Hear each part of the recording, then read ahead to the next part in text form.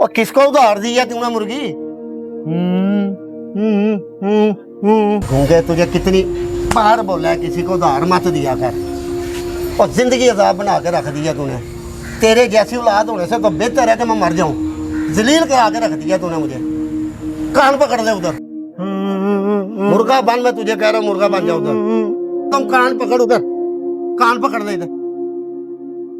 आज पूरा दिन तुझे खाना नहीं मिलेगा। अस्सलाम वालेकुम चाचा। वालेकुम अस्सलाम। वो मैं ना मुर्गी लेके गया था यहाँ से, तो पैसे नहीं दिए थे, तो ये ले उसके पैसे। तुम लेके गए थे मुर्गी? हाँ मैं लेके गया था, असल में ना मेरे पास पैसे नहीं थे तो मैं जरा एटीएम गया था। इसको क्यों आपने मुर्गा बनाया हुआ है? ये बात नहीं सुनता जी मेरी। जिस काम से रोकता हूँ वही काम करता है। जिद्दी है। जब तक दो चक लितर ना पड़े इसे, इसको अकल नहीं आती। भाई आप इधर आ जाओ मेरे साथ, इधर आओ जरा। चाचा ये आपका बेटा है, इसकी जुबान नहीं है लेकिन ये दिल का साफ है। लोगों को ना ये तकलीफ में नहीं देख सकता, इसलिए दूसरों की मदद करने की कोशिश करता है।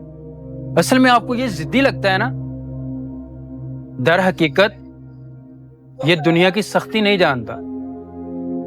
सोचिए जरा, कल को जब आप इसके साथ नहीं होंगे तो ये अकेला कितने दुख सहेगा, कितना कुछ बर्दाश्त करेगा।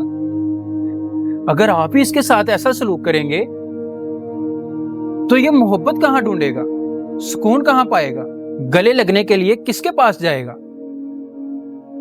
चाचा मेरी बात याद रखना, अपनी औलाद के साथ हमेशा शफकत के साथ पेश आओ। ये दुनिया तो वैसे ही बड़ी जालिम है, कम से कम वालिदैन की गोद तो जन्नत जैसी होनी चाहिए।